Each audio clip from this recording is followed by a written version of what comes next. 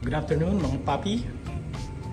Today I'm gonna show you how to replace the stock lug nuts of 2009 Ford Focus Trend hatch automatic.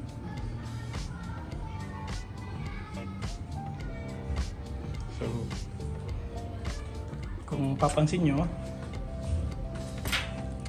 stock lang po ang ating rim. It's all stock. That's the cheapest way to maintain a car. Keep it all stock. So, a bit of history.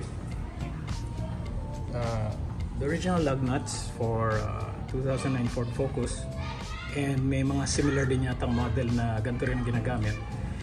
Ganito itsura niya. It's a 19 hex 12 by 1.5 and 5 pieces per rim. Okay. The problem with the original 2009 Ford Focus lug nuts is once it deteriorates, there's a cover. So when you change tires over time, when you remove it and put it back, there's a tendency for this to happen. Okay, so if you could source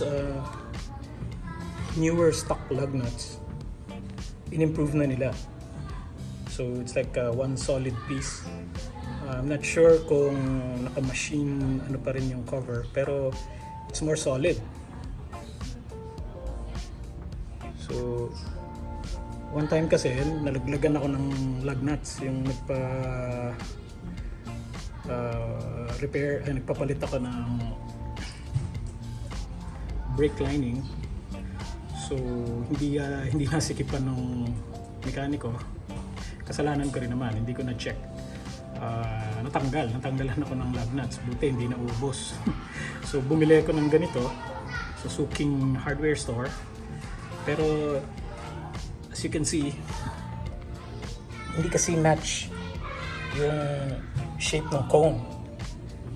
Pagka stock rim kasi ng Ford, ganito yung edge na dapat na gagamitin mo. Kaya pag nakita niyo yung edge niya, hindi maganda yung lapat dun sa stock rim. Of course, kung nagpalit na kayo ng rim, syempre iba na rin yung seating ng lug nuts doon. So ito, temporarily lang nagamit ko kasi emergency talaga. Pero makikita nyo may damage yung corner dito ng hex kasi nga hindi siya sakto dun sa butas. Okay. So eventually nakakita ako ng again, ito sobrang mahal to pag sa kasa nyo binili. Parang 350 yata per piece o 450, nalimutan ko na. Kaya sabi ko hindi magandang option yun. So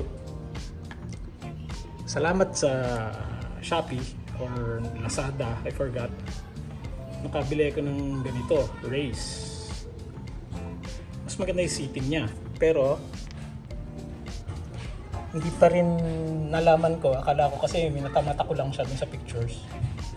Hindi pa rin talaga maganda kasi there's only a minimal contact dun sa hole ng rim.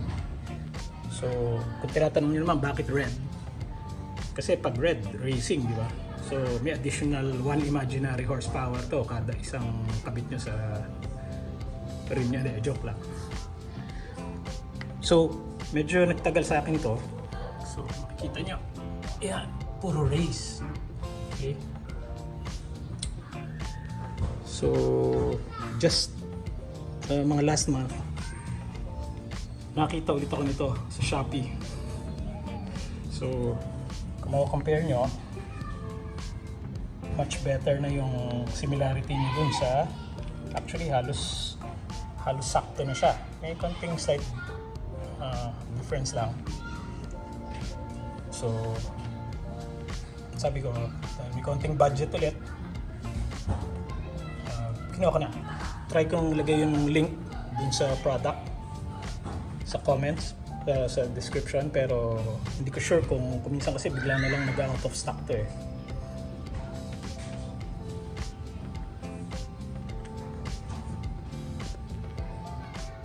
Maganda dito sa DIY natin na mag-replace ng lug nuts, hindi mo na actually kailangan tanggalin pa yung gulong, hindi mo na kailangan ng jack. Pero syempre mas maganda kung meron kang cross wrench. Yung L medyo mahirap yan, at least dito may puwersa ka. So again, kailangan natin yung 19, pero yung luma ko kasing red sa 17. So niluwagan ko na yung isa.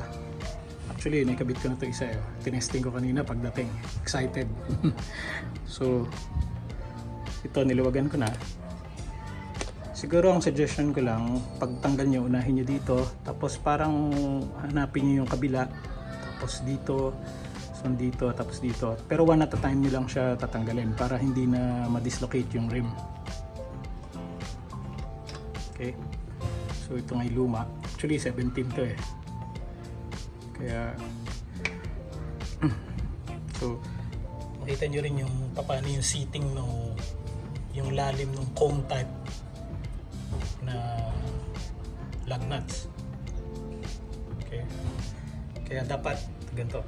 So again, 12 by 1.5 yung specification ng lug nuts ng stock Ford rim.